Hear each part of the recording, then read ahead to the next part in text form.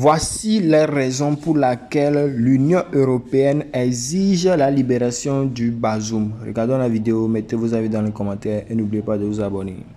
Quand tu n'as pas d'amis dans le monde là, et que tu as une diarrhée, il faut te débrouiller pour la libérer là où tu es. Personne ne va t'ouvrir son WC. Donc, c'est urgent pour vous. Pourquoi? Parce que vous avez 3000 milliards d'euros de dettes. Vous ne savez pas où trouver cet argent. Le Niger a fermé les robinets. Le Mali a fermé les robinets. Le Burkina Faso a fermé les robinets. Et bientôt, on va fermer le gros robinet par lequel vous nous avez volé depuis pratiquement 1945, le franc CFA. Donc, en fait, l'urgence, c'est que vous cherchez un endroit pour combler votre déficit budgétaire. En Afrique, on dit non, c'est bon, ça suffit. Akolila, comme on dit en Bassa, Akolila, c'est trop, vous avez assez volé, les gars. Donc, maintenant, vous avez une urgence. Les prix à la pompe grimpent. Les coupures de courant se multiplient, les délestages se multiplient. L'absence de budget est là. La note de crédit de la France dégringole. C'est ça votre urgence. C'est pas Bazoum. Bazoum peut crever, vous vous en fichez complètement de Bazoum. Si vous aimiez Bazoum, ben, les 1500 militaires français qui étaient à la base 101 de Niamey auraient sacrifié leur vie pour le libérer. Oui, c'est ça l'amour. Hein? Mais pourquoi ils ont décampé? Parce qu'il valait mieux qu'ils vivassent. Il aurait mieux valu qu'ils vivassent que de mourir pour Bazoum. Donc ils savent que c'était un valet. Oui, il y avait quand même 1500 soldats français environ en Niamey. Quand l'ordre leur a été donné de monter leur nuque, ils n'ont pas cherché Bazoum. Ils ont tenté de chercher Bazoum, hein. Ils ont tenté des opérations un peu incongrues, et des opérations à la Bob de Nard, des opérations style 20e siècle, années 60-70. Le général Tiani et ses compagnons ont neutralisé tout ça. Moi, j'ai visité la célèbre base 101 qui jouxte l'aéroport de Niamey. Et j'ai vu l'emplacement où les soldats français étaient logés. En écoutant les responsables du pays, j'ai compris qu'ils étaient encerclés en fait. En fait, les soldats français étaient encerclés à Niamey. Il était impossible pour eux d'envisager une action militaire sans se suicider. Donc quand le couloir leur a été donné pour sortir, ils sont sortis à la queue leu, sagement. Parce que l'armée nigérienne, l'armée nigérienne que vous voyez là, ce n'est pas des enfants de cœur. Moi, je les appelle des coupeurs de pines. Quand Alassane Dramane Ouattara a fait le fou, il a dit qu'il allait envoyer 850 militaires à 1100 militaires pour attaquer le Niger. Mais il y a des militaires nigériens qui ont supplié le président Tiani de laisser les 850 là venir. Laissez-les venir. Avec un projet tout simple, hein. Circoncision à zéro. Mais à zéro, c'est-à-dire qu'on a enlevé le prépuce, vous n'avez pas compris. On enlève tout. On laisse les noyaux, vous rentrez avec. Oui! Quand vous voyez les petits-enfants dans les rues de Côte d'Ivoire, en train de courir, quand le coupeur de pin passe, dans les années 80-90, on l'appelle Atike. Mais le coupeur de pin, là, en Afrique de l'Ouest, c'est souvent un Nigérien. Hein. C'est-à-dire que si le président Bazoum, l'Union européenne décide et nous dit que nous avons l'obligation au niveau du Niger de libérer le président, enfin, l'ancien président Bazoum. L'Union européenne pense qu'elle est dans un droit. Vous voyez, excusez-moi, hein, mais je vais parler quand même, ne vous fâchez pas. Ces petits bâtards avec leur danse sale aux États-Unis ou en Europe, les Blagorodés qui sont là-bas. Là. C'est eux qui vont nous dire ce qu'on doit faire. Oh, des bâtards que vous êtes. Vous avez fini de régler le problème d'Israël? Vous avez fini de régler le problème de l'Union européenne, que tu es. Vous avez fini de régler des prostituées, des Van der Leyen, là, voleuses que tu es, idiots. Vous avez fini de régler le problème de choses, là, des Palestiniens, là, avec Israël. Vous allez mettre votre bouche dans l'affaire du Niger, que vous êtes bâtard que vous êtes. C'est vous qui allez nous dire de libérer. Si vous êtes garçon, envoyez votre armée, l'Union européenne, là, s'il y a un seul qui a pu retourner en Europe. Envoyez-la pour le libérer. Si vous êtes garçon, que vous êtes. Dankadé que vous êtes.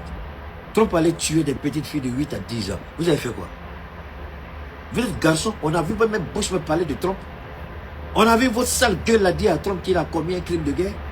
Que vous êtes, bâtard que vous êtes. Donc vous pensez que nous on est faibles parce que c'est un pays africain, ils sont pauvres. Il y a des bâtards, votre société européenne. Pourquoi vous n'allez pas dire à Jonathan pour que de content il a tué ces petites filles iraniennes? J'ai pas envie de montrer les images ici. Parce que les images ne sont pas jolies à voir. Des petites filles qui n'ont rien à voir dedans. La petite quitte la maison. familiale le matin, très contente. Elle va lui apprendre quelque chose. Et voilà, Leur école a été ciblée, calibrée, volontairement. Quel bon ils ont. Il y a des filles, on n'a même pas pu retrouver leur corps. C'est les visages qu'ils ont mis dans les cercueils. On ne sait même pas les restes qu'ils ont pu récupérer.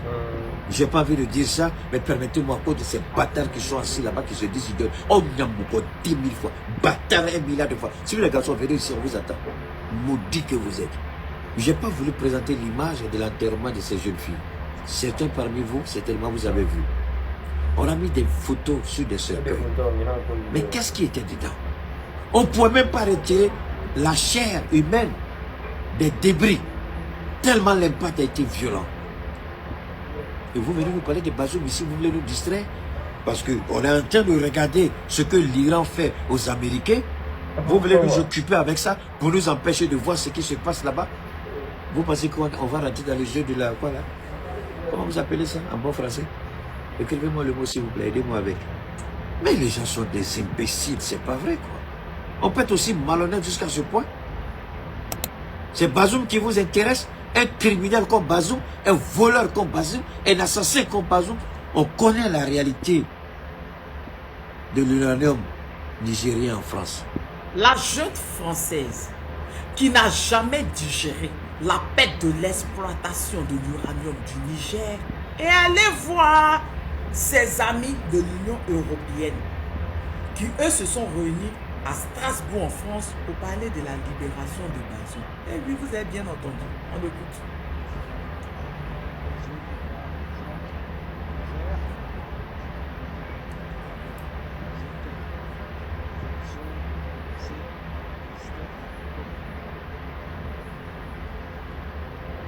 Et voilà, c'est bien.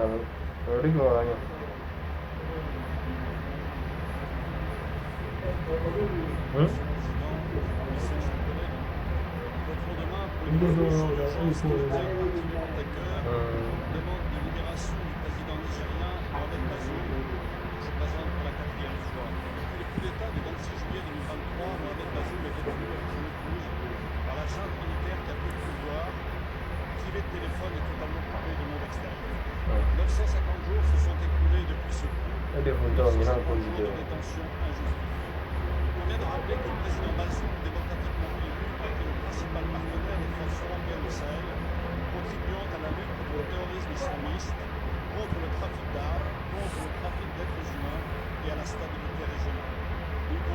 Silencieux alors qu'un allié clé de l'Europe est emprisonné.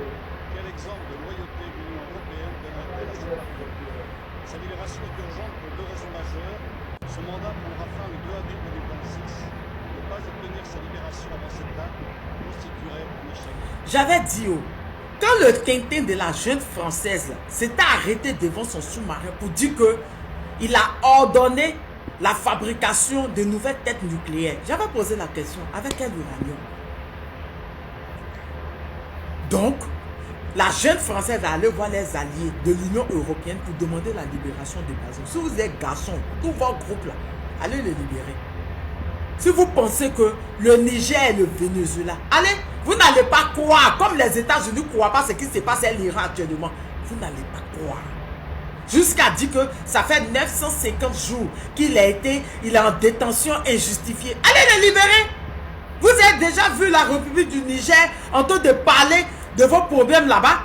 Depuis quand même le Niger fait partie de l'Union européenne? Que dire, nous ne pouvons pas rester silencieux alors qu'un allié clé de l'Union européenne est emprisonné. Si vous êtes fâché, si vous êtes garçon, allez le libérer. Que oui, Bazoum est un partenaire.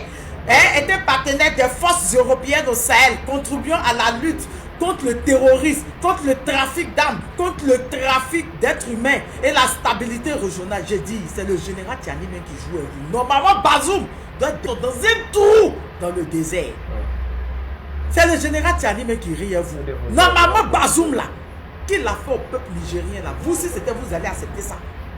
Ce qu'il a fait, il a accepté.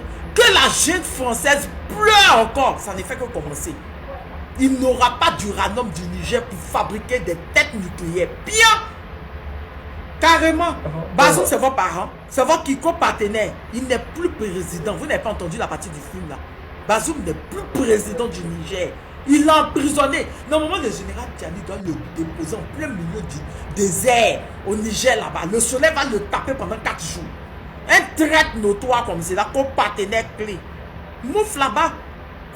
Ils disent que c'est urgent pour eux que Bazoum soit libéré avant le 2 avril. Il ne sera point libéré. Faites ce que vous voulez. On s'en fout. Si c'est sur le Niger, la jeune française compte pour avoir des têtes nucléaires, hein? Le président de la jeune française, plus jamais tu vas voir uranium du Niger.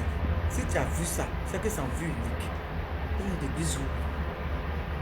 Famille, l'heure est grave, l'heure est très très grave. L'hiver noir dont parlait le capitaine Ibrahim Traoré est déjà à vos portes. Partagez massivement cette information. L'Afrique sera remuée dans ces 2 temps-là. Très bientôt, l'Afrique sera remuée. Je dis à tous les Africains de s'apprêter. Oui, le Parlement européen s'est réuni hier et ils ont décidé de rétablir Mohamed Bazoum dans ses fonctions. Hey, je vais vous mettre la vidéo, vous allez écouter. Ils veulent rétablir Mohamed Bazoum, l'ancien président du Niger, dans ses fonctions. Vous voyez, ils ont commencé un programme nucléaire. Et ce programme nucléaire là, ça n'avance plus parce qu'ils ont besoin de l'uranium. Donc ils veulent forcément rétablir leurs alliés dans ces fonctions pour pouvoir utiliser l'uranium du Niger gratuitement pour continuer leur programme nucléaire. Famille, écoutez attentivement la vidéo, non? Partagez cette information massivement, s'il vous plaît. Partagez ça au maximum.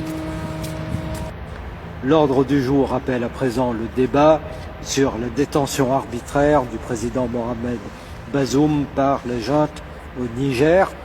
Je donne la parole tout d'abord aux auteurs de la résolution. Pour commencer, Christophe Gomard. Monsieur le Président, Monsieur le Commissaire, chers collègues, nous voterons demain pour une résolution d'urgence qui me tient particulièrement à cœur, la demande de libération du président nigérien Mohamed Bazoum, que je présente pour la 4e fois. Depuis le coup d'État du 26 juillet 2023, Mohamed Bazoum est détenu avec son épouse par la junte militaire qui a pris le pouvoir, privé de téléphone et totalement coupé du monde extérieur. 950 jours se sont écoulés depuis ce coup, 950 jours de détention injustifiée. Il convient de rappeler que le président Bazoum, démocratiquement élu, a été le principal partenaire des forces européennes au Sahel, contribuant à la lutte contre le terrorisme islamiste, contre le trafic d'armes, contre le trafic d'êtres humains et à la stabilité régionale. Nous ne pouvons rester plus longtemps silencieux alors qu'un allié clé de l'Europe est emprisonné. Quel exemple de loyauté l'Union européenne donnerait-elle à ses partenaires? Sa libération est urgente pour 2 raisons majeures. Son mandat prendra fin le 2 avril 2026. Ne pas obtenir sa libération avant cette date constituerait un échec grave. Ok, bonjour, bonsoir la famille. J'espère que vous allez bien. Ce matin, on va parler de cette histoire de Dimitri qui se retrouve au Burkina Faso. Parce que dès jours là, je vois les gens parlent de ça, les Burkinabés, les Ivoiriens. Et jusque là, j'ai vu la vidéo de Benito en disant que ils se sont retrouvés sur un panel où il y avait les Mapos, les gens de RHDP, le PPAC, ils sont rentrés ici, ils sont sortis ici. Mais ce que j'aimerais dire d'abord, vous voyez comment la politique nous divise. Vous voyez comment la politique divise le peuple.